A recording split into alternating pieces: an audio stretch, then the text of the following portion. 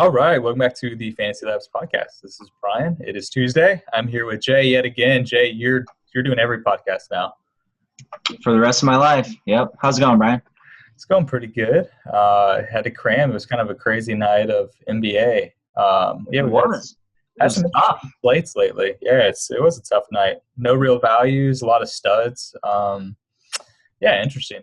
We got a big slate yet again, though. We had a couple nights with some smaller slates, 7 and then 5, but we got a tenner tomorrow, just in time for us to break down for you guys. So we'll jump right into it. I will mention this will be the second podcast that we're going to do the full game by game breakdown, and at the end we're going to do the position quick hits, and then we are going to snip that and make that its own separate podcast. We did it.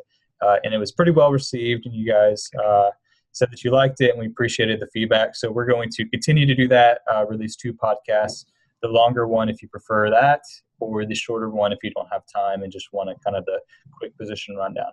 But let's jump right into it, Jay. Let's start with Charlotte at Cleveland, and I will give you the line here. It's 205.5. Cleveland is 8.5-point favorites, and I will kick to you for news if you have any. Yeah, on Charlotte's side, Spencer Hawes is out with a strained lower back.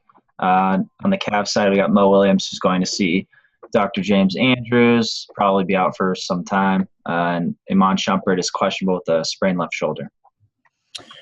Cool. All right, so let's start on Charlotte's side. Obviously not a great matchup here. I guess the total is not so bad, but they're fairly sizable underdogs going against Cleveland, who have pretty bad opponent plus minuses to a lot of the positions, and especially a lot of the positions that we usually like to target, especially small forward with Batum, or shooting guard with Batum, rather. I'll shoot back to you. Any of these guys really interesting in cash game, or are they more tournament plays for you? No, yeah, I'm fading the Hornets in cash. And, yeah, I think Batum's back to small forward with Courtney Lee inserted in the starting lineup at shooting guard. Mm-hmm. But yeah, Kemba and Batum are really the only guys right now that we're looking at. And just with the low implied total and going against a really tough defense, I think you can kind of fade them and limit your tournament exposure to them as well. I probably would have more exposure to Batum than Kemba, I think. Really? I'd go opposite. Okay. Yeah, I'm not high on either. Al-Jaff played 24 minutes until he kind of gets inserted back in the starting lineup. If he does and gets his minutes limit kind of lifted, then you can't really consider him too strongly ever as well. Yeah. For me, I agree. There's no cash game plays. Really the only tournament guys that we could look at is you're right, Kemba and Batum. And honestly, for me, I'm the opposite of you are. I'm not really interested in Batum at all. Not only it's limited exposure, I'll probably have, no exposure. Yeah, that's fine.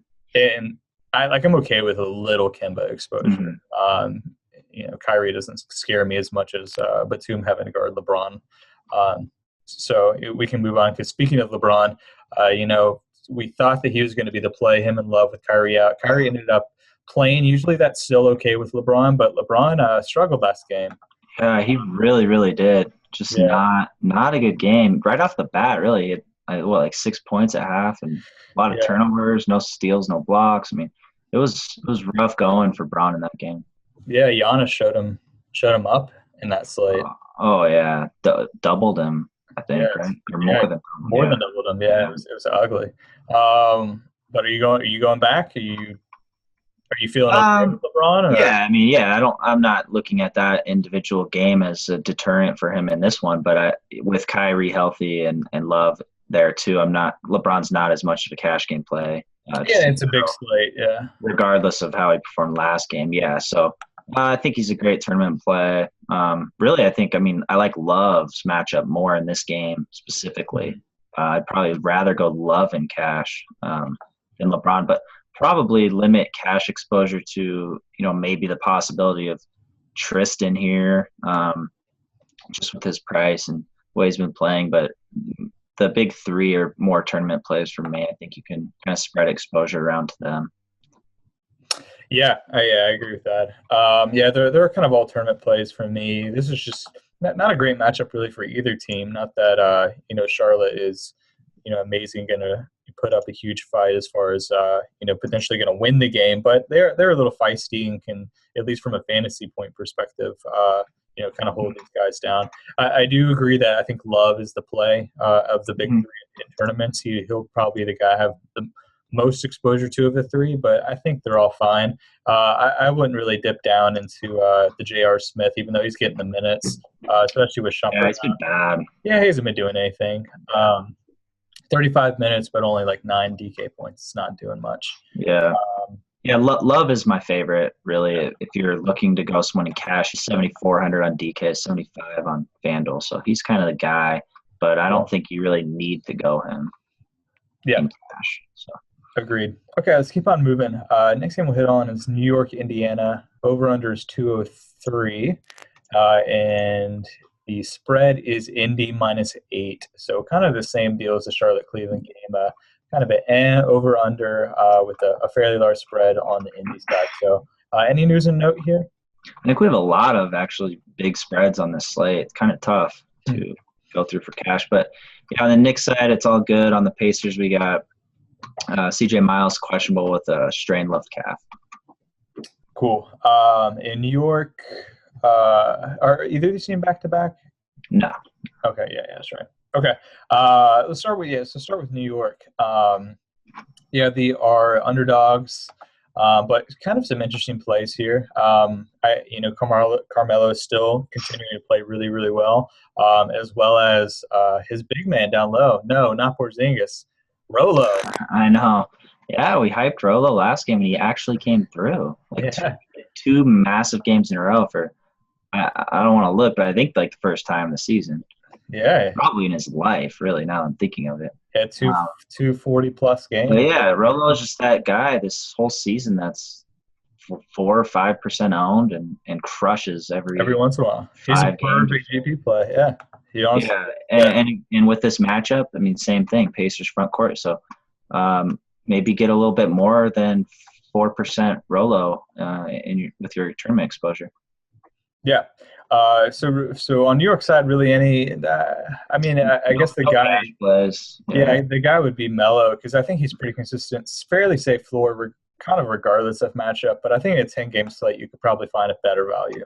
Yeah, I think you can. And DK, he's much more affordable, so you'd go him there, just 8,500. So I don't think it's bad. I think it's fine. I think he'll be right around his projected points and.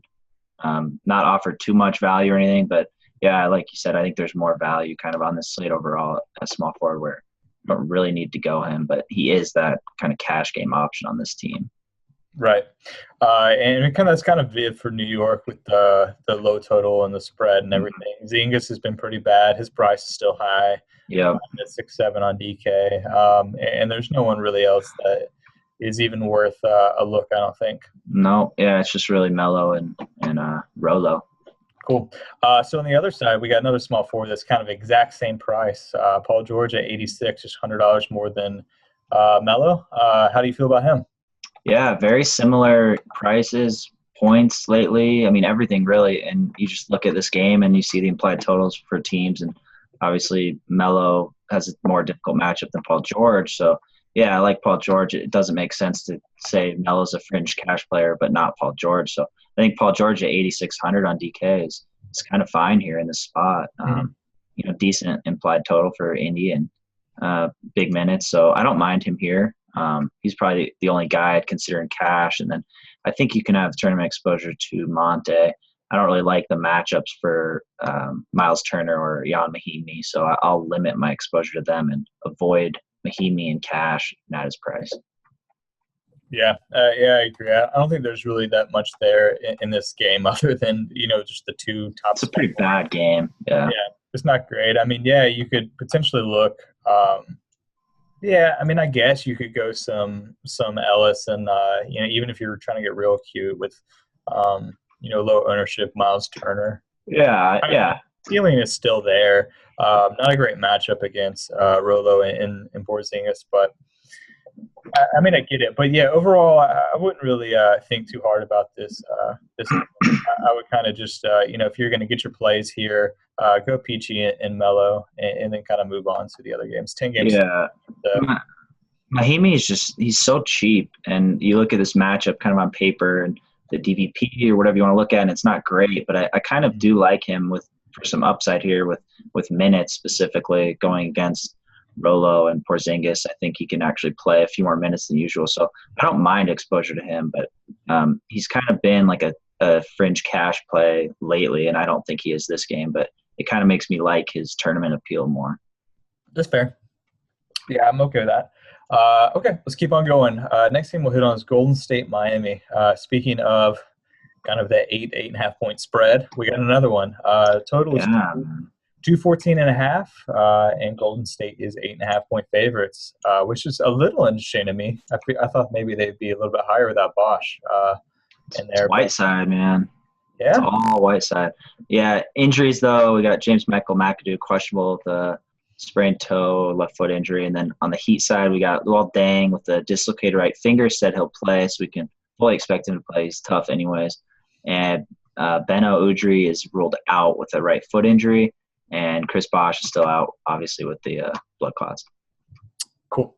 So we'll start on Golden State's side. They are playing at Miami. This is a very, very paced-down game. Paced-down meaning Golden State is playing at a much slower pace than they're used to, which I think is reflected in the Vegas line. So I think it's an interesting game for Golden State. They're obviously really popular plays kind of all the time. So I think this might be a good night to actually fade Golden State. Not necessarily fade them entirely from tournaments, maybe just have lower exposure than the field in tournaments. But I am a little bit worried about, cash game plays, especially at their prices in this matchup in what's going to be a slower paced game with fewer possessions. Yeah, I completely agree. Obviously, you look at the total on the surface, 214.5, and think that's really high. But this is Golden State; they're always in high total. So you look at this like 225. Yeah, yeah, for sure. So yeah, I'm off most of these guys.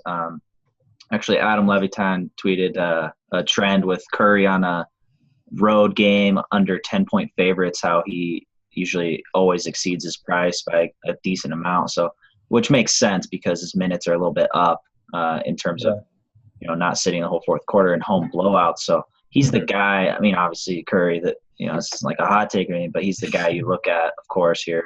Who I think enters cash game consideration, but he's not priced down to for the slow pace or anything. So you're still paying a lot for Curry. What a game that he still have overall good defense, and it's not something I want to target. And I'm off Clay in this one, especially for cash on DK 7,700. You don't need to go anywhere near that in cash. So I think just tournament wise, you look at Curry, maybe some Dre, and it's probably it really for me. Yeah, they're all tournament plays for me. You're right. Curry would be the play. He's matchup proof. Is whatever. The matchup doesn't scare me. The defense doesn't scare me as far as Miami, but the possessions do. Yeah, exactly. Yep. I think that's a fair. No, absolutely. Just less possessions for the Warriors. So yeah, exactly. But I do think that obviously you have to have Curry exposure any slate just because of his ceiling. And then Dre and Clay are fine to have some exposure to as well in tournaments. They both have high upsides as well. On the other side, how do you feel about these Miami guys? I'm obviously a pace-up game for them. Yeah, I'm all in on Whiteside. I'm all in on Whiteside. We've talked about it off before. You like Whiteside, right? Oh yeah. Yeah. Okay. Yeah. I actually was thinking of Favors. It's my bad. We love Favors. Oh, I love Favors. Yeah. Yeah. No, I'm like Whiteside is just off the bench. He has been a monster, and I know. I don't want to take this to a narrative level or anything, but he welcomed the challenge of playing Golden State when they go small, and I think we'll see a little bit of that in this game, especially. So I like Whiteside a lot. I don't know if 7,600 for cash. I'm not even against, honestly. I'm not either. Yeah, no, I love the call. Yeah, I'm fine with Whiteside. He's been crushing it lately. Yeah, I think he's great. He's just looking great.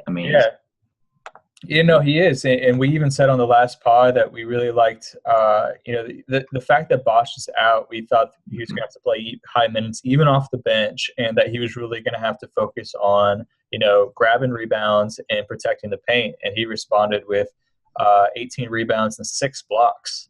So and it was an overtime game, but still, I mean, look at the game 6 before. blocks overtime. It doesn't matter. Yeah. Right. No, he's been a monster. So Yeah. and I trust him. I'm high on him for the second half of the season. I'm really, really high on him overall. Just until his price climbs where he's kind of priced out. Yeah. I'm gonna ride the Whiteside train. Yeah, me too. So I'm fine with him in either format.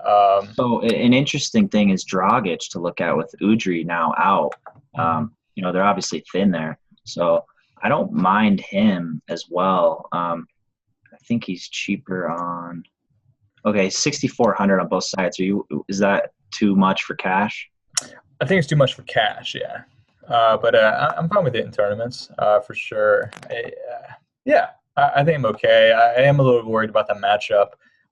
Obviously, he's going to get a little more possessions than usual, so I think maybe those cancel out a little bit. So I think he's probably just about an average play. I think he's fine for cash. Is it? Okay. Udry's been playing like 15 a game, and with him out now, I think that's huge for Dragic's value. And we got to remember Bosch is out as well, so you can't really look at like the last 10 games for Dragic because Bosch has played some of those. So you look at recent performance with Bosch out, an uptick in volume, and now Udry out. I kind of like him a lot. I don't love the overall matchup, but like you said, it's an uptick in pace. Warriors have given up a lot of points to opponents, so it's not like you got to run away from this matchup or anything. So I'm fine with him. I don't love the price, so that's probably the deterrent. The main deterrent for me is his price. Same. Yeah, same. But I think he'll fall into the consideration on both sides for cash. That's fair. Yeah, I respect that. And then the other guy I think we're looking for on Miami is maybe a little Wade exposure in tournaments. Yeah, I'm fine with that. Yeah, sure. Udry's out. Maybe Wade plays some of the backup point guard for Dragic. Yeah. Yeah, I'm good with that. Cool. Okay, let's keep on moving. Minnesota at Toronto is the next game we'll hit on. Over-under is 212. Pretty good one, but one of these high spread games. We got 9.5 to Toronto. So we will kick to you, Jay, for any news and notes. I don't think there's a lot here. Maybe a little bit.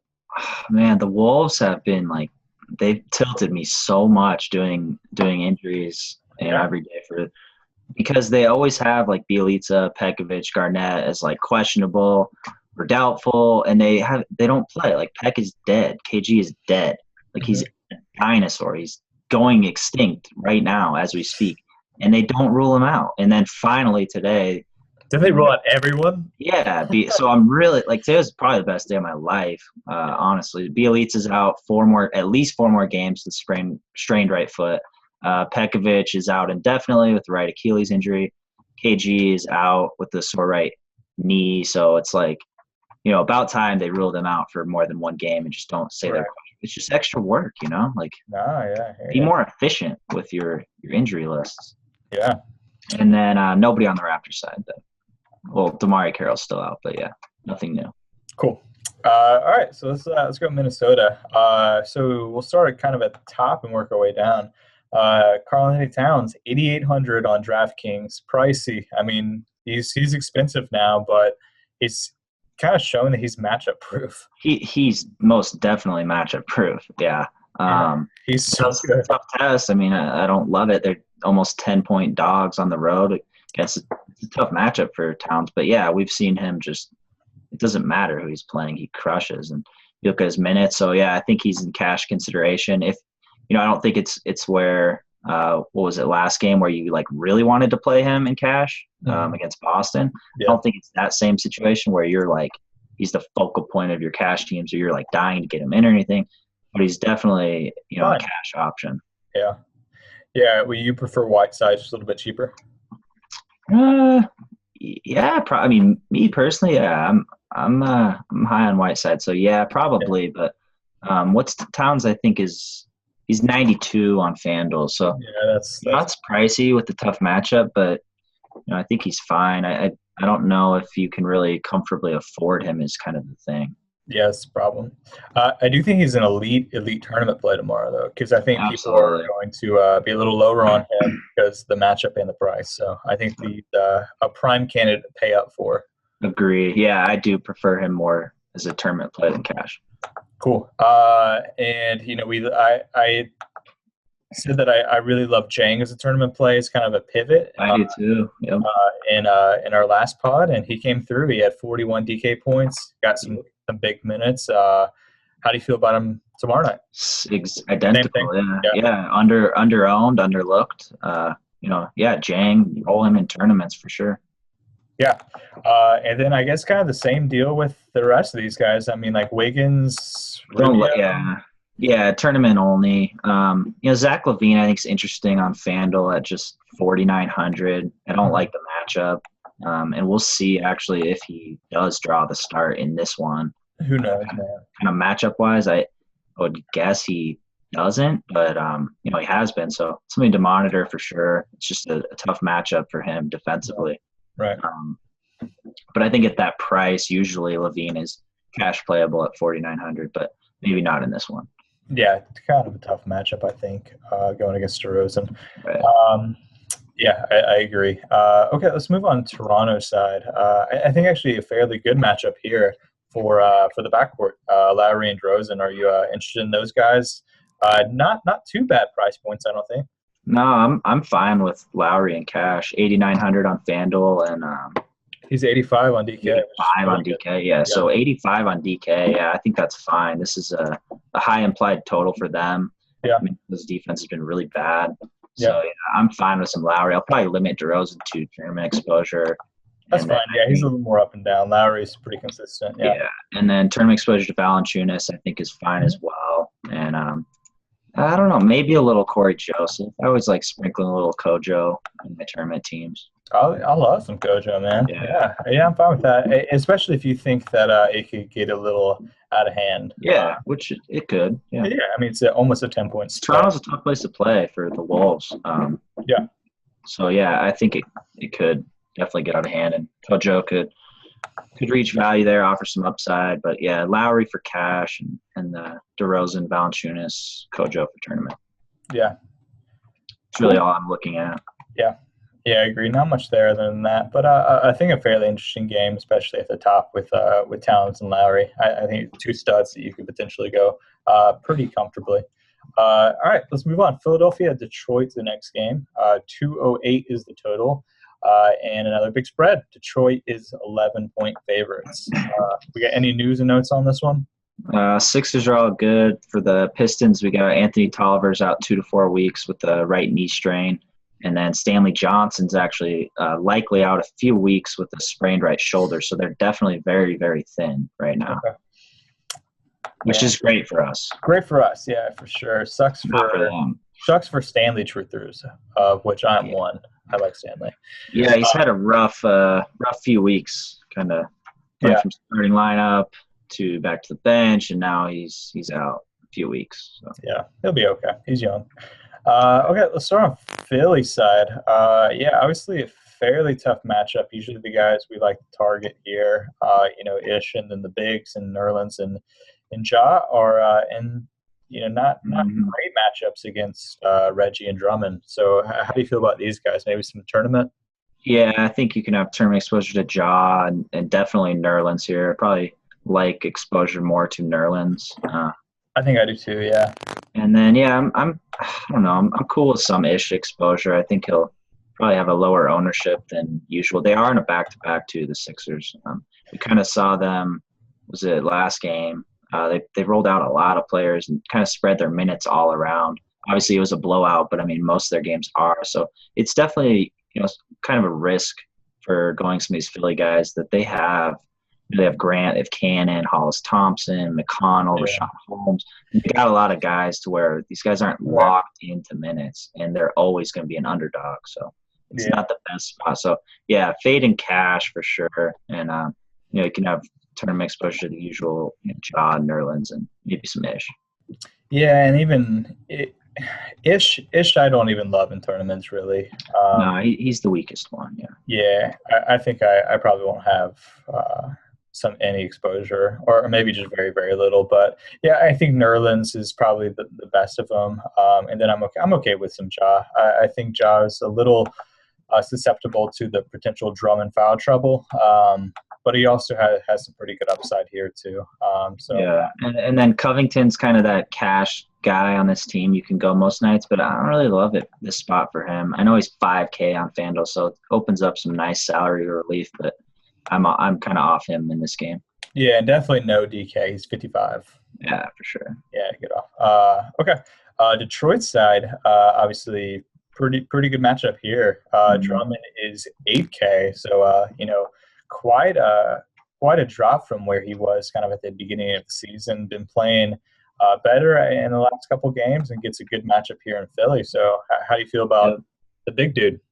Yeah, cash play for sure on DK. Absolutely. I don't want to overthink this one or anything with matchup wise, implied total, ease of points, minutes, price. I mean, it kind of all sets up really well for Andre Drummond here. So I'm totally cool with him in cash.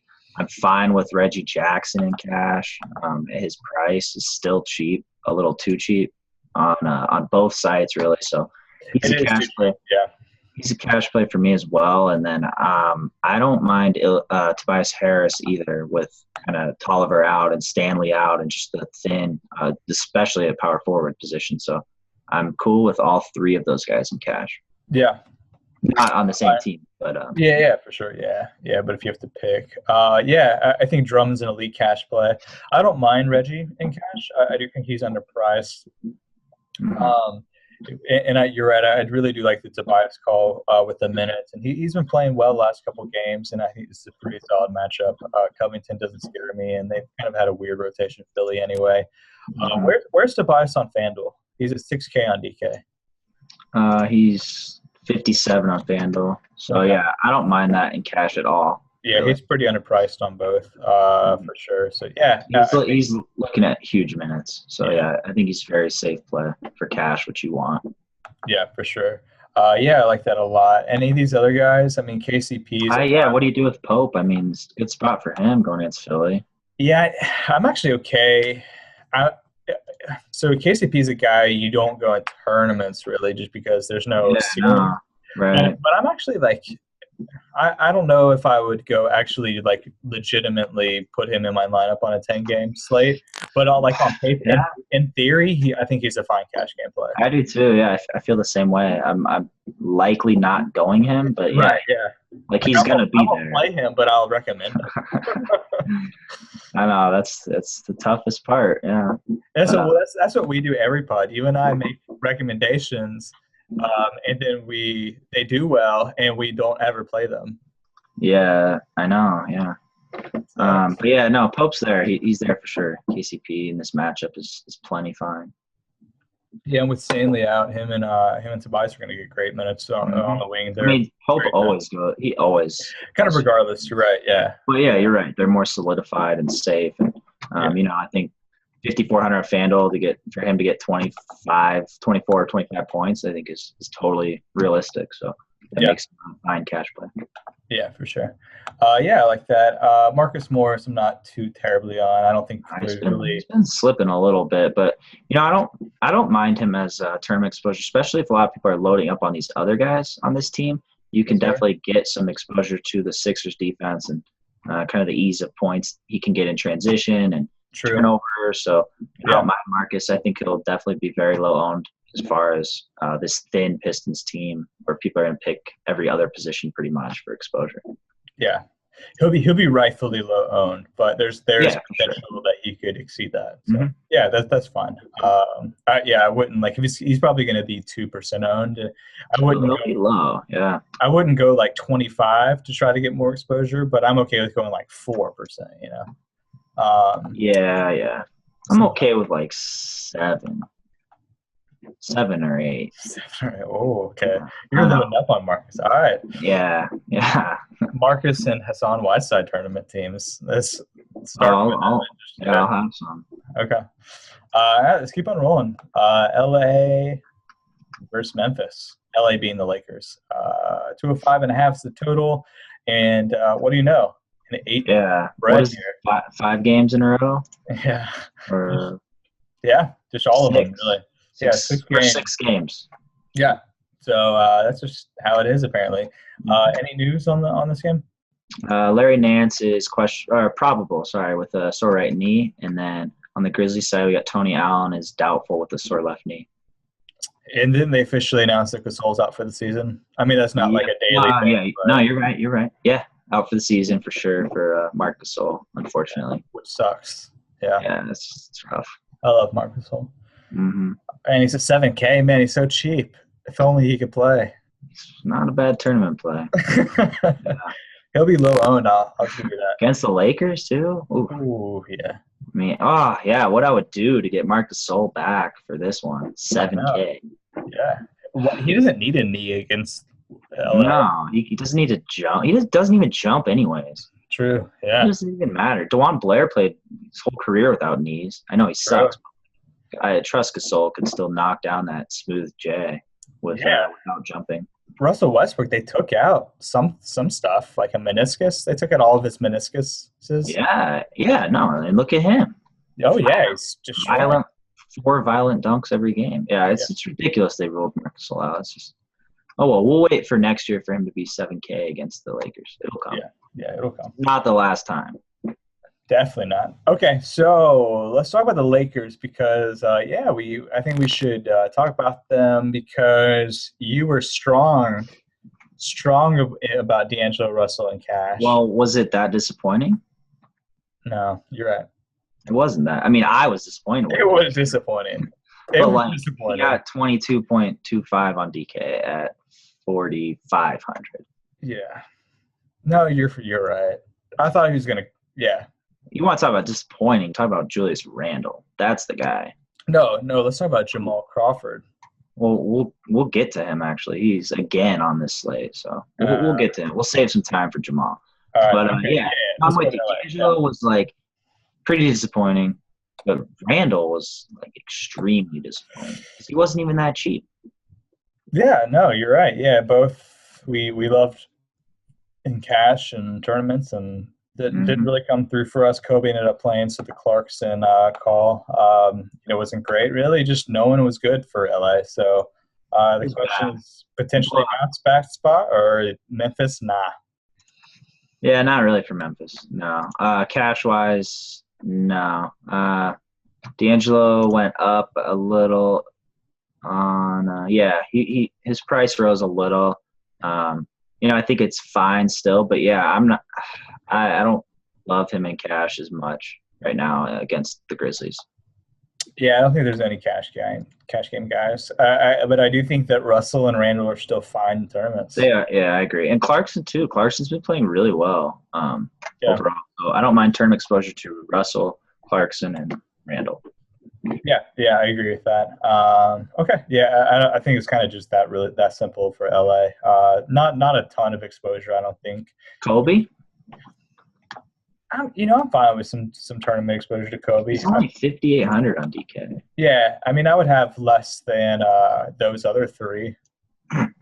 Yeah, I agree. And I'm not dying to play a lot of exposure to 4 different Lakers in this 10-game slate. So I probably won't have much Kobe, but I'm okay with it in theory. Yeah, I'm kind of fine with it. With Tony Allen doubtful, and I don't mind 5,800. Obviously, on FanDuel, I'm not going Kobe at 65, but DK, I don't mind Kobe exposure really.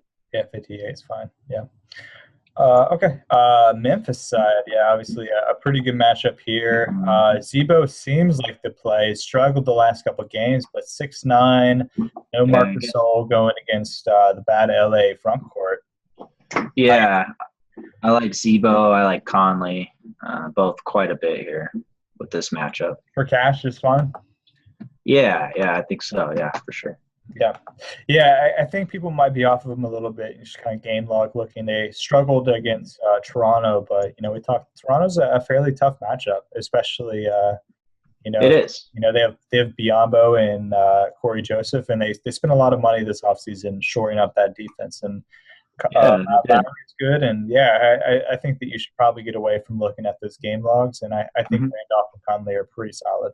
Yeah, 6,400 for Zebo against the Lakers. I mean, that's plenty good enough for me. Oh, and FanDuel is 64? Yeah, so that's a strong cash play. Yep. Yeah, that's nice. And Conley's 6'9" on DraftKings. Yeah, I don't know where he is on FanDuel. 6,700. So I like him there as well. Yeah, I like both these guys a lot in cash in this game. Yeah, that's definitely fine for me. Any other guys? I mean, some tournament exposure to some of these cheap guys, or not really? Not really, man. I mean, Jermichael had that game, couple. Yeah. But that was little points. JC Chalmers did okay last game, but Vinsanity, man, he's the guy. Vinsanity, yeah, man, he crushed, dude. I know. Yeah, no, but I'm not having any exposure really to anyone else. Yeah, little points, JC. I do think that one will probably have a good game. I just don't feel like it's going to be very easy to predict on a 10 gamer. You probably don't need to. Yeah, I mean, yeah, I don't want to chase Jermichael's solid games, but he is definitely cheap, and it's still a good matchup. So I think Jermichael's the one to go. If you're going Chalmers, Jermichael, or Vince, I think Jermichael is the pick. I don't think they're not going to roll 30 minutes of Vince against the Lakers. He played 30 last game. Yeah, I mean, I wouldn't think so. Yeah, not against the Lakers, though. Yeah. Like, if they're up, 18 points, they're not going to say, hey, Vince, get out there. Yeah. Yeah. Okay. Let's keep on going. Washington at Chicago is the next game we'll hit on. Over-under's 211. Finally, a close game. Yeah, the first one. Spread is 2. Chicago Bulls are 2-point favorites at home in a fairly decent over-under. So maybe some fantasy goodness, as our good buddy Pete would say. It's possible, yeah. Injuries for the Wizards. First of all, they're on a back-to-back. Gary Neal was ruled out tonight, Tuesday, with a sore right leg, so we can consider him questionable. Yeah, he's kind of making fun of me for the Gary Neal news. So we can consider him questionable against the Bulls. And then Allen Anderson was expected to make his season debut tonight, but he didn't. So from left ankle surgery. Either way, he's kind of out of the rotation, and especially out of our, we don't care about him. And then on the Bulls side, Pau Gasol was probable for Tuesday. Have you seen if he's playing? I mean, I'm assuming he's playing tonight. Yeah, I think so. So we'll either way, we'll expect him to play against the Wizards here. Yeah, I think that's fair. Wait, are they on a back-to-back? No. Oh, you're talking about Chicago? Yeah, sorry. Yeah, Chicago's not. Washington is. Yeah, okay. Okay, so Powell is probable for this game against the Wizards from illness. So, yeah, we'll expect him to play, yeah. Yeah, my bad. I was not listening. No, yeah, it's all good. Yeah. All right, cool. Thanks for the news there, Jay. The Gary Neal news? Yeah, thank you for that. Hey. Let's start with Washington side. Chicago, man, they've been – the defense is bad. Not good. You take away Jimmy Butler, you got to assume. I mean, look at some of these guys defensively. They're garbage. Like, Powell's not good. I mean, he's good immediately around the rim, but he's not a good defender overall. Yeah, none of them are good. No, yeah. I mean, Rose was like their best. He was one of their best, but he's been slipping lately too. If Rose is your best defender, then you suck. Yeah, it's a really bad defense right now. So I wish the Wizards weren't on a back-to-back, but, they are. I think you look at Wall here in cash, I think is fine. Yep. Playing really well. Yep. And I think Gortat's a good play as well. Yep. Yeah, I agree. I'm fine with either of them. I think Gortat's pretty underpriced here at 6'8". Oh, he definitely is. Yeah. No, he's in a great spot. We've seen, people have crushed this front court, so I wouldn't expect anything different from Gortat. So I like him in cash, and Wall's pricey, so a little tougher to get here, but I definitely like him. And we just went over 6 games where they're brutal spreads. So you look at Wall and a close spread on the road here against a bad defense, and it's strong. I like it. Yeah, no, I love Wall. Wall and Gortat are the plays for me. To be honest, I'm not really in love with any of the other guys. I mean, I guess Beal. Beal off the bench isn't great. It's not what we want. Obviously, he's had a rough stretch where they played 3 games in a row, where he came off the bench all 3, and then they play tonight and tomorrow. So a lot of back-to-backs for Beal, which isn't great for us. For his upside, obviously. So we'll wait for him. I'm waiting for him to be inserted back into the starting lineup kind of before I go him again. Me too. Yeah. I'm not in love with Keefe. I don't think he's playing well. Porter, not really interested in. I mean, a Dudley's okay, but a 4-5, you're not really getting a huge discount on, so it's whatever. Yeah. Yeah. I'm pretty off everyone else. But yeah, like I don't want to go Dudley. Yeah, I don't want to go Dudley. I want Dudley out of the league. I want him out of my life. Really? Wow. I hate Dudley as an option. It's terrible. It's not that strong of a take. He's bad. Oh yeah, he seems like a nice dude though. He's always on like Lowe's podcasts and stuff. I'm not saying him as a person. I don't talk about any players as humans. They're not even real to me. It's just I don't like choosing Dudley on DFS slates. Yeah, he's frustrating. No, he's a good dude. I liked him at Boston College even. He's fine. Oh yeah, he's C dude. For sure. Cool. Yeah, no, I like to call Long or Todd are the ones to go. Both great cash, both great tournaments. Stay away from the rest of them. Chicago, where are you going? I like Powell a lot in this one for sure. Yeah, absolutely. Rose has been playing really, really well, so he's a guy I'm definitely targeting for cash. Kind of both of those guys, I'm really high on in cash. In Rose and Cash? Yeah. So where's he on FanDuel? He is 72. Yeah, I'm more okay with that. He's 7.5 on DK, which worries me a little bit, I guess, against Washington. I don't know. I don't know, man. Rose, he's looking good. He's back. He's got some explosiveness now, and I'm fine with him in cash. Yeah, that's fair. I mean, he's still not getting like huge minutes is the problem. No, yeah, I mean 32 is. Yeah, he's playing okay. You're right. 32, and that's fine for me. Yeah. He's more of a tournament play for me, but I can understand that. What about Powell? Powell, I think, is great either way. Okay. Yeah, he's the focal point of their offense. He's going to crush. Mm-hmm. Yeah, I like him a lot. Anyone else? I mean, any Etuan? Oh, that was my nightmare, man. Etuan Moore playing 41 minutes and shooting 10 of 14 is my actual nightmare. So, that's just horrible. What about Bobby? What about some Portis? Some Portis? Yeah, I'm fine with some Portis, actually. I don't mind him. Yeah, I'm actually okay with either one in some tournaments. People will play Etuan and cash against me, though. It's inevitable. Oh, yeah, I definitely wouldn't go Etuan and cash, but in tournaments, it'll happen. I'm fine with him and Portis in tournaments. Very low exposure. That's fair. Yeah, I like Portis in tournaments, absolutely. Yeah, that's about it, though, for me. Let's keep on going. Oklahoma City, Dallas. We got the Battle of Texas. Not the Battle of Texas, Oklahoma City. Wow. Close, man. 215 is the total. Oklahoma City, 4-point favorites on the road here. Any news in the notes? Nice, juicy total here. Yeah. Doesn't really look like much. Yeah. No news. Yeah, nothing. Robertson. Okay, so yeah, he was active last game, but he got a DNP CD. So they're rolling with waiters here. Yeah. They don't really need Robertson too much defensively in this one, so we could see him pick up another DNP again. Cool. Possibly. Yeah, of course. So this is an interesting dilemma here. So Westbrook is killing it lately. I mean, he's been just 50-point plus every game, but his price, $11K, is crazy. Yeah, 10-9 on FanDuel. Yeah, it's definitely rough, but we've kind of been going over the slate, and there aren't like too many guys, kind of high-priced guys that we love. So I think you can get away with Westbrook cash or Westbrook or Durant. I like both a lot in this game. Do prefer Westbrook for sure. So you prefer Westbrook to Durant? Yeah. Yeah, I think I do. But that's I don't know, man. That's tough. I mean, considering salary, I mean, Durant's 9.8. Yeah, so like a K more. He's 13K more. I mean, not 13K. 13. If he's 13K, if he's 13K more, I might. You might go Durant.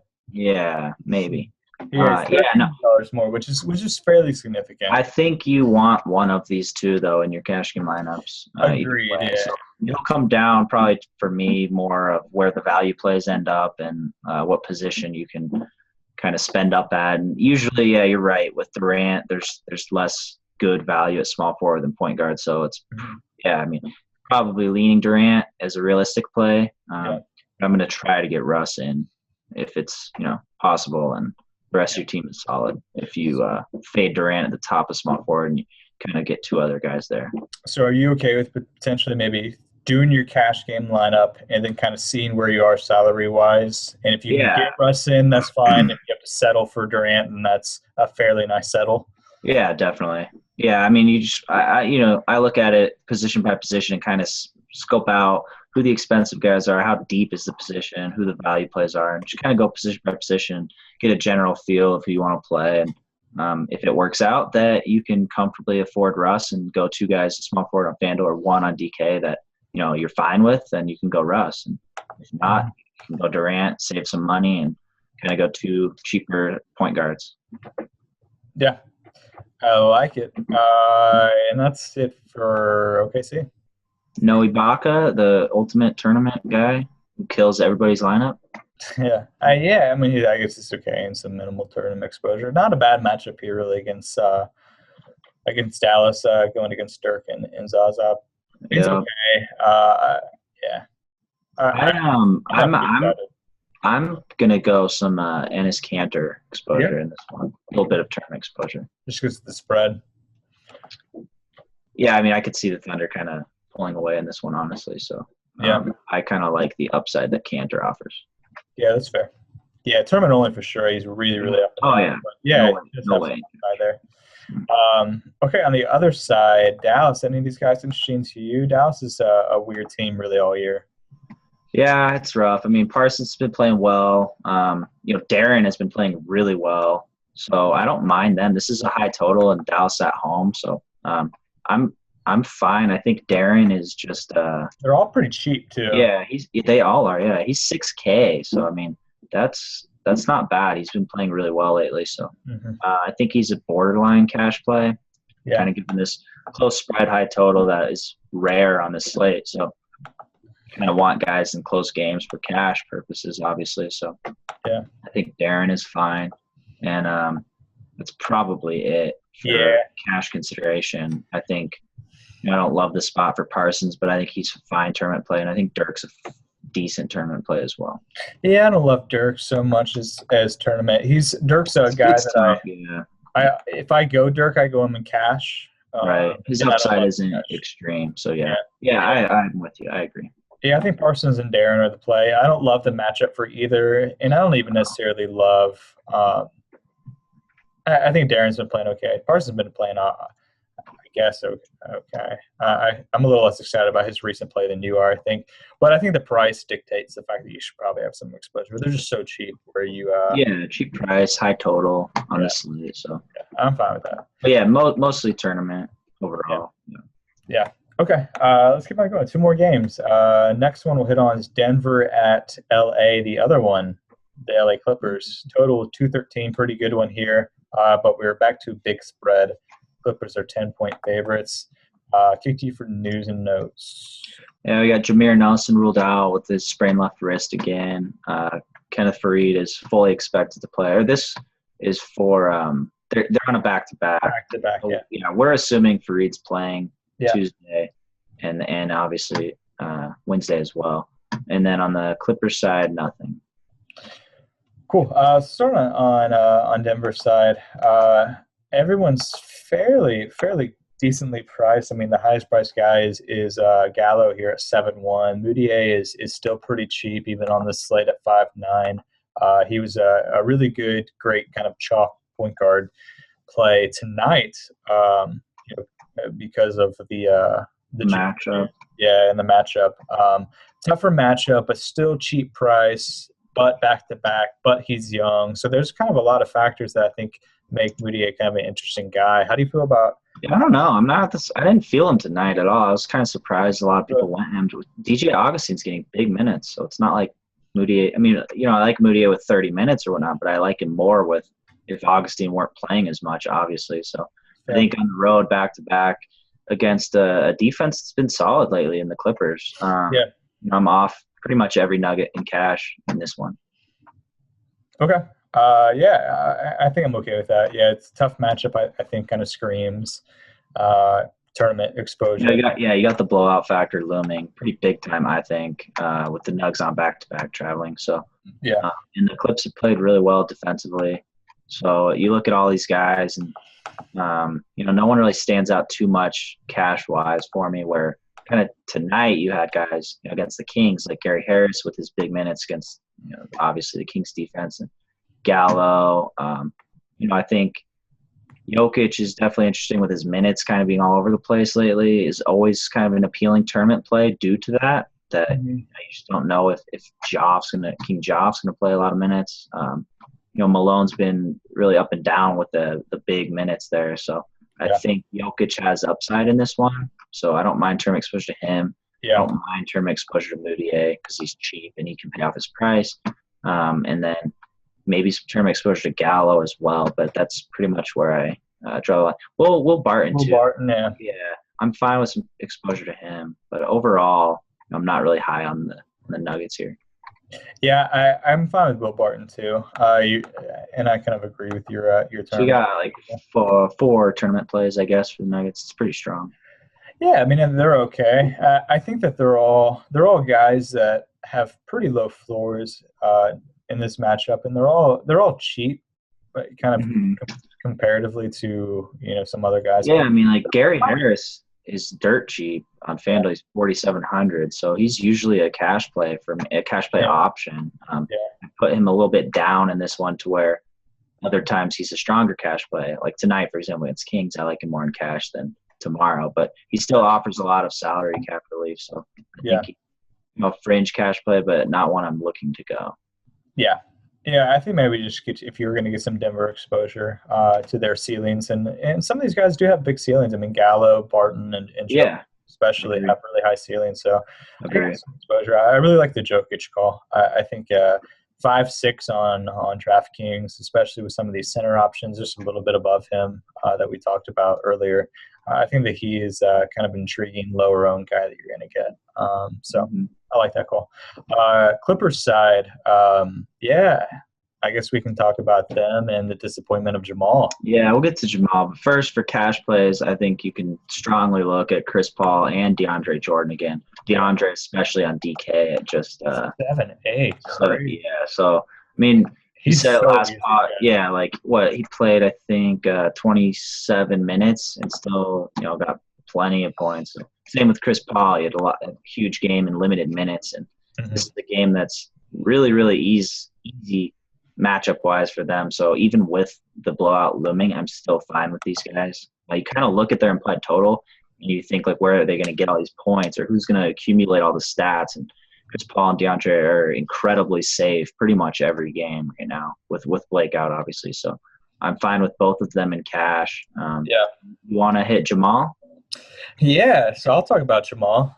Jamal, my boy, played 17 minutes, went 0 for 4, 0 for 2 from three-point line, had a whopping 1.5 DraftKings points. Pretty big. Yeah, 1 FanDuel point. 1 point. No injury either. No injury. I actually had him in cash too, so yeah. I had him in cash as well. A little rough. Our very own John Daigle beat me in cash. I was sick to my stomach. Yeah. It's horrible. Yeah, I had LeBron in cash, and even still, I was looking all right. And I had Jamal left, and I was like, gosh, I just need like a little out of Jamal. Decent Jamal game, 20 points. Yeah, and I'll just be even, and I can just move on to the next night. Nope, 1 point. That's all. I think it's one of the most disappointing performances of the season, all things considered. Of our lifetime. Oof. I mean, I don't live much of a life, so this is up there for sure. Yeah. It's pretty disappointing overall.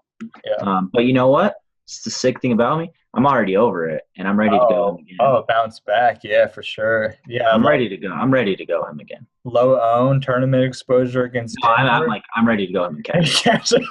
I'm not kidding. Wow. Yeah. Okay. I'm not there. He's 4,900 on FanDuel. I'm fire him up. I'm good with it. Okay, FanDuel's different. I agree. 5-7 on DK though. Oh no, that's stupid. Yeah, no. Yeah, that's just 49 on FanDuel shooting guard. I'm gonna have him in cash.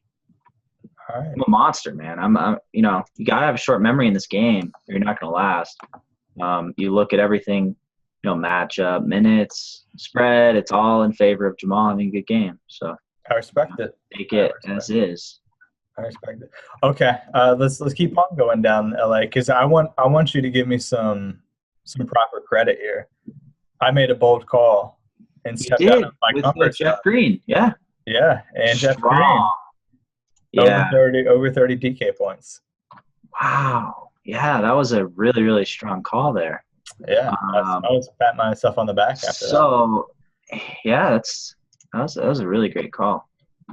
So yeah, he does kind of pose maybe a decent threat to Jamal. Maybe so. Yeah. Both off the bench, Mm-hmm.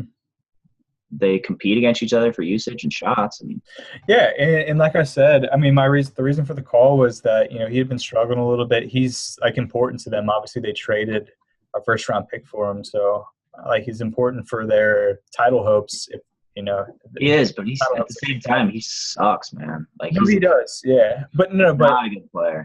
Yeah, but the point is they're going to try really hard. Yeah, for us, yeah. I mean, I don't care about the Clippers' success. They're going to get bounced anyways, at some point. So who cares? But yeah, for us, Jeff Green, they will run him, decent minutes, and he does offer upside on certain slates, especially in potential blowouts where he'll kind of get the run a decent majority of the second half, and offers upside like we just saw last game.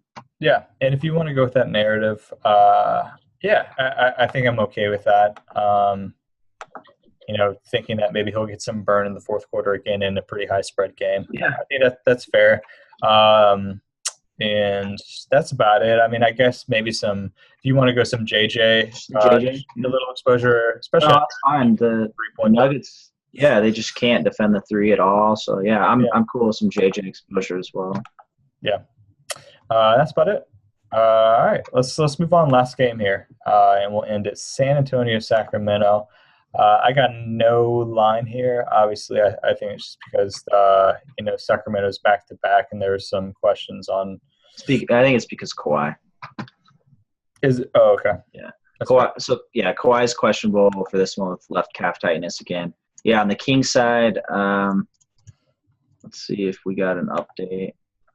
Okay, so Rondo's fine, McLemore's fine, Boogie's fine. Yeah. Okay. Oh yeah, Boogie's. Everybody asks us about Boogie. It's because they had the question mark on DK and FanDuel. Yeah. People by now just follow our Twitter. If Boogie's not injured from us, then he's not injured. DK they mess up a lot. They're always outdated with a lot of these guys. We get a lot of questions like that. Like, is so and so playing? And Justin will be like, what's wrong with him? And then I'll pull up like DK and they'll have him as questionable when he's not questionable at all. So it's something. Before we move on, I meant to ask you, do you have any JJ Hickson news? Yeah, man. We were actually on the phone earlier, and I was joking that we would get – I long for the days where Hickson was like the main guy people wondered about. And like 5 seconds later, Shams tweeted, the Wizards are looking to sign JJ Hickson. I love it. Love it. He'll be back in our lives very soon. And perfect. I cannot wait for the first tweet to FantasyLabs NBA. Is JJ Hickson starting? Love it. I can't wait. Cool. All right. Well, let's go down this game. San Antonio. So the question is kind of whether Kawhi is going to be in, which is a fairly big question mark on the slate because at 7-5 he's pretty deep, and pretty good matchup here. He's been crushing it lately. Before that. Yeah, with the late game here, I think you limit a lot of these guys. Well, on the Spurs mostly, you're not going to go anyone in cash on the Kings, obviously, really. So I think you kind of want to limit your exposure to Spurs in tournaments. Just with Kawhi's question mark, we might not know when lineups lock, especially on FanDuel. So the guys you look at obviously are kind of Aldridge's upside, especially in this matchup, and then. Kawhi himself obviously is, I think, a decent cash play if he's playing. We just might not know in time. So that's kind of why I'm going to go ahead and build my teams where I'm not looking to go any Spurs in cash because of Kawhi's question mark. Yeah, but I completely agree. You kind of have to be off of them unless we get early news. If we get early news, and it's definitely possible. We have gotten some early news from the Spurs, most of the season outside of the the one game where Kawhi was out very late. But, I like Tony Parker a lot, and I don't mind him in cash if Kawhi's out. I like Aldridge a lot in tournaments if Kawhi's out. You could even make a case for slow-mo Kyle Anderson in cash if you're in desperate need of saving salary in cash against the Kings if Kawhi's out. So a lot kind of rides on him with this team, obviously. Yeah, I completely agree. In tournaments, I kind of like loading up on them, honestly. Yeah, you get some nice upside if he's out.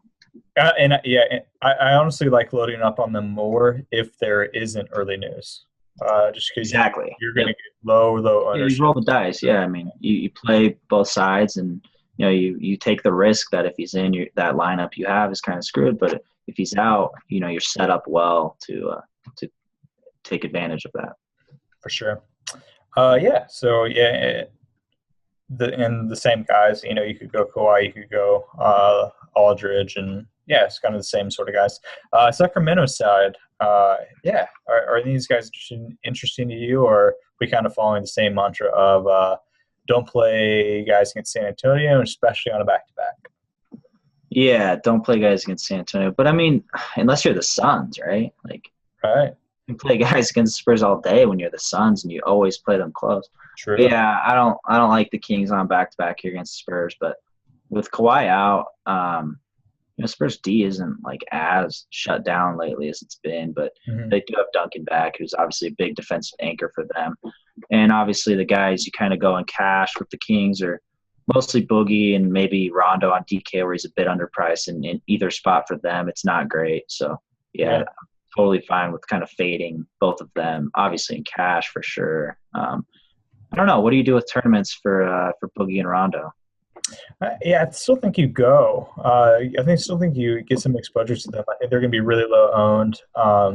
And I do think there's some potential that the defense won't be quite as good if Kawhi's out. I mean, it's not that that's a hot take. Kawhi's obviously a great defender, but I think a tournament, maybe thinking that either Boogie gets the best of an older Duncan, or maybe Rondo. It's possible. Boogie's offensive talent, it's certainly possible for him to kind of school Duncan here. It's a scenario that can happen. It's not likely, of course, but it can happen. So I'm fine with some Boogie ownership. If you kind of look at Boogie overall on this season, or even the last month, percentages owned for him, they're usually high enough to where it's not great value to take him in bad matchups. But this, I think, is an exception where he'll carry a very low ownership here. For sure. And he is pricey, though. He's 10-9. He is, absolutely. So, it's not great, but you're kind of just doing it to be contrarian and yet getting a piece of Boogie's upside that is as high as anybody really in the league.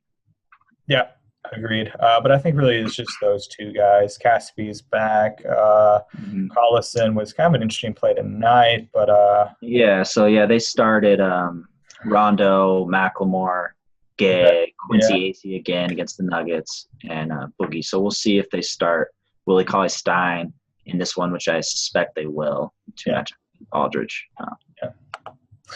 Cool. All right. Well, that is it. And we will transition to the next portion of our podcast, which is going to be the position quick hits. And you can listen to this separately, or you can continue and listen to it now. And we will kind of run through the positions, the 5 on DK. We'll start with UJ on point guard, let you run through it. I'll do shooting guard. We can rotate back and forth. All right, cool. Yeah, so point guard on DK, starting with the top. I think Westbrook is a very, very strong play and a high total close spread, which is actually really rare on this slate overall. So very hard to fit in, but if you can, I recommend it. If you can't, I think you can, get exposure to Durant. But either way, one of those two. Curry, I think, is a tournament play only, just with the slow pace and less possessions overall for the Warriors. We're not as high on him, but obviously still flashes similar upside. Chris Paul, I'm fine with in cash. We kind of saw last game. Even in a blowout, he easily got his. It's kind of most of the team obviously runs through him. They're a high implied total, and, I think they'll still get their points with him regardless of minutes. John Wall, we like as a strong cash play here. Chicago's defense has been bad, and that's another game that's an example of a high total, close spread. Kyle Lowry, we're fine with in cash at 8,500, really soft price there for him. Rondo, limited tournament exposure, just not a great matchup for him overall. Kemba, very limited tournament exposure. I think you prefer him to Batum in tournament exposure, but not a great matchup for him. So tournament only. Kyrie, some tournament exposure, I think is fine. Derrick Rose, I think, is a fine cash play, but he might be priced a little bit too high to realistically go, but he's in that consideration. Conley, I think, is a strong cash play, 6,900 against the Lakers. Ish, very, very limited tournament exposure, not really playing great, and his price is still very high. Reggie Jackson, I'm fine with in cash. I think he's a strong cash play at just 6,700 against the Sixers. Dragic, I think, actually, for me, I like him in cash at 6,400 with Beno Udrih out. Ricky Rubio, I think you can have some term exposure there, but not a great matchup overall. Darren, I think, is fine at just 6,100. Fringe cash play, I kind of recommend him more in tournaments, just kind of getting a piece of that high total, close spread again. So he's been playing very well lately. Moutier, I just actually read that Jameer played tonight. That was very late news. So they have Augustine, Jameer, and Moutier now. So now I recommend Moutier slightly less in this game, assuming Jameer is available as well. Jordan Clarkson, I think you can have some cash tournament exposure too. Not the greatest matchup against Memphis, obviously.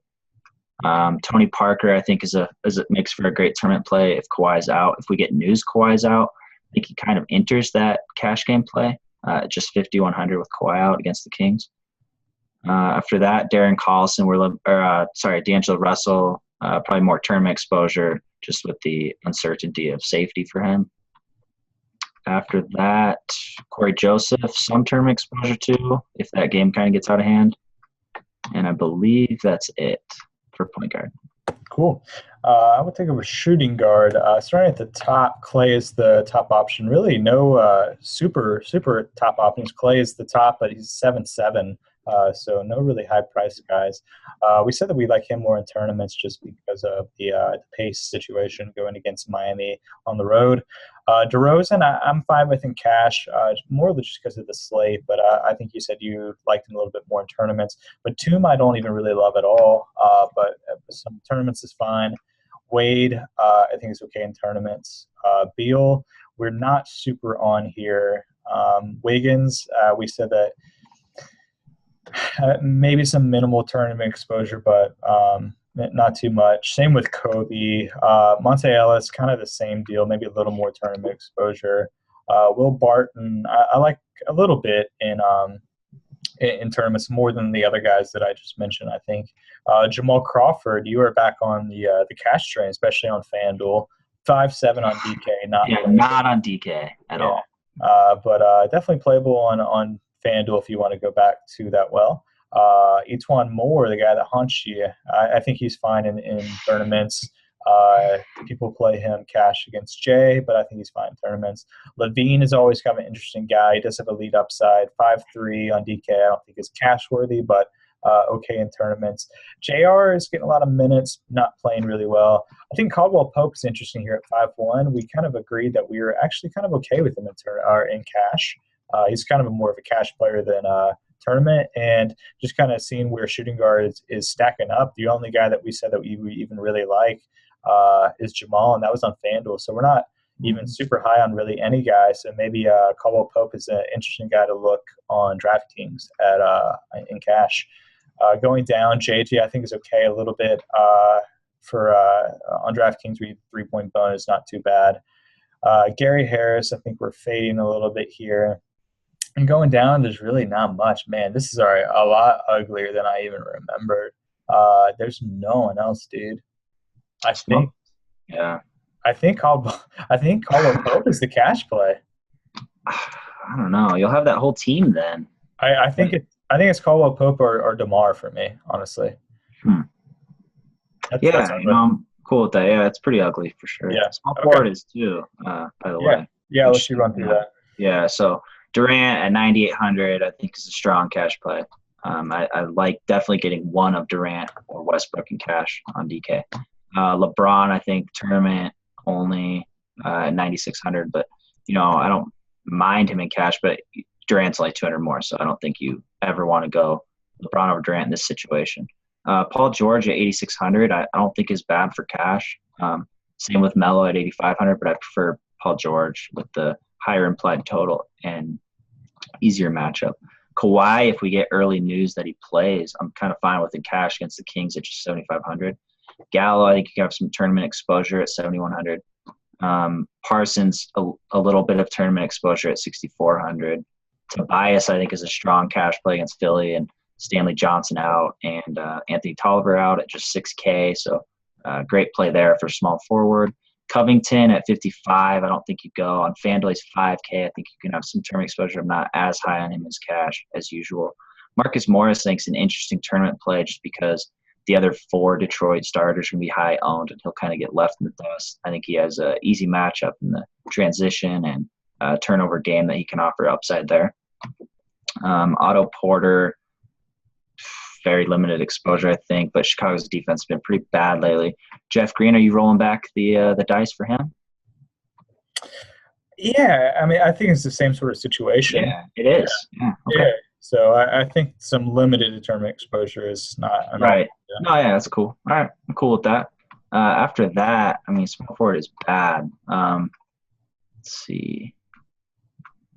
Kyle Anderson, maybe some exposure if we get early news that Kawhi's out against the Kings there, 4,300. And that's it. Not great, man.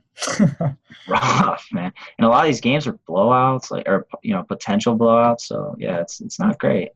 Yeah. All right, I'll run through power forward and then kick back to you to center, and we'll end it. All right, so starting off at the top, I think Boogie's I think we agree that he's a pretty good tournament option here. Yeah, I think he is. Cash very expensive, though. Yeah, he is. But good tournament play, a little low owned, and still upside really in any matchup. Draymond is a tournament play for me because of the matchup and really just the possessions and the pace. But I think he does warrant tournament exposure as always. Kevin Love, I think is a good tournament play. I think my favorite of the big 3 if you're going one of those Cleveland guys. LaMarcus, kind of in that same boat. A lot of it depends on Kawhi, but I think he's a great tournament play if Kawhi's out. Maybe even a little sneaky if Kawhi's in. I don't mind. Zevo, I think we both love in cash. Better on FanDuel, but I still think he's semi-decent on DraftKings. Jang from Minnesota, I think is interesting. We like him in tournaments. We had that call last game and came through, and I think he can have the same sort of effect. Tough matchup, but you'll get him low owned. Has some upside, so I don't mind some little exposure in tournaments.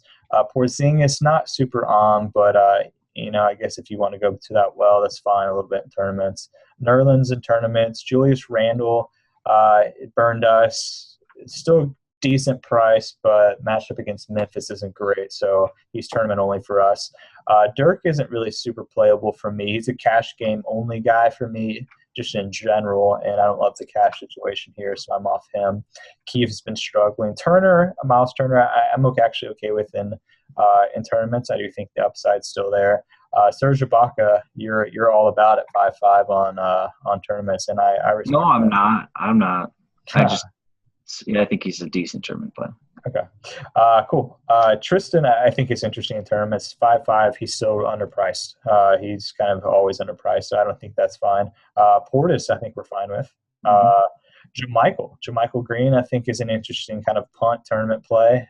If you kind of want to just go real cheap and pay up elsewhere, and potentially that he'll blow up. I think of the cheap guys for Memphis, if you're going kind of Rio or Jermichael or whoever, I think Jermichael or Vince. Yeah, I think Jermichael's the play in that big spread game. But I wouldn't have any crazy exposure to him, and there's really not anything much other than that. Power forward's not great, so it kind of seems like maybe a slate to really target. Maybe Zebo kind of in that middle range. Yeah, and definitely a slate, just looking at centers where you're more than likely going to want to target a center in your utility spot. It's pretty loaded with good prices and good matchups. So we'll start at the top with Karl-Anthony Towns, who we've seen is pretty matchup proof here at 8,800 going against Toronto's tough spot, but still a cash play. But then you look at the guy right below him, Pau Gasol, going against Washington at just 8,600. And it's kind of ludicrous to go Towns and cash when you have Pau with a much easier matchup at just 200 less. So definitely like Pau. And then it gets even more crazy with Andre Drummond at just 8K versus Philly. So strong cash play for him. So you have, right off the bat, 3 really strong cash plays. And then let's make it 4 with DeAndre, who's underpriced on DK at 7,800 going against the Nuggets with the double-double bonus. It's very easy for him to obtain in this game. So you have 4 guys for strong cash plays. Next guy, Whiteside at 7,600, crushing off the bench. Looking kind of at these 5 guys ahead of him, I'd say Whiteside is more of a tournament play than cash. But this makes him a very strong tournament play because the first 5 guys are going to be higher owned than him. So I think you get that upside at a similar price point there. Gortat, I think, is another cash play at 6,800 going against the Bulls' weak front court. I like him a lot there. So I think already you're definitely going to want 2 of these guys in cash on DK. I think, Jahlil Okafor, you can have some tournament exposure to at just 6,400. Valanciunas, I like tournament exposure to at 6K. Robin Lopez, obviously the number 1 tournament type player where he goes for 4 games in a row and then goes for 45 randomly. So tournament exposure to him as well against Indy's front court is fine. I think Jokic has some obviously big upside there at 5,600. And then we didn't talk about Duncan, but I don't mind tournament exposure to him at just 5K is dirt cheap against the Kings. So I don't mind that. If Kawhi's out, I like him more. Jan Mahimi, don't like the matchup or the size he's going up against, but I do think it'll translate to a couple more minutes possibly for him. So I kind of like the upside there at an underpriced, overlooked play, especially on this slate that can offer some tournament appeal. Enes Kanter, I think, is fine tournament exposure, especially if that game kind of gets out of hand. After that, it drops off pretty hard. I don't see anyone after that. Cool. All right. Well, we will end it there. Hopefully your tournament lineups and your cash lineups are going well right now. We are still potting as the Tuesday night slate's going on, but hopefully you have limited exposure to Moutier with Jameer all of a sudden playing. Yeah, that's. I was waiting for Jameer to be like out for the season, surgery on his wrist, and then lo and behold, here he is. Yeah, kind of crazy. Cool. All right, we'll end it there. Thanks for listening, as always, or watching if you're watching this on YouTube. I hope you guys enjoy the 2 different options as far as the full game breakdown plus the position at the end, or whether you're just listening to the position. Feel free to send us feedback as always. podcast@fantasylabs.com is our email, or rate, review us, all that stuff on iTunes. We appreciate that. We'll end it there. Thanks, Jay. And you and Pete are back on Thursday. Yeah, I'll see you guys Thursday. Good luck on the slate tomorrow, and we'll see you soon. Cool. All right. Good luck, guys.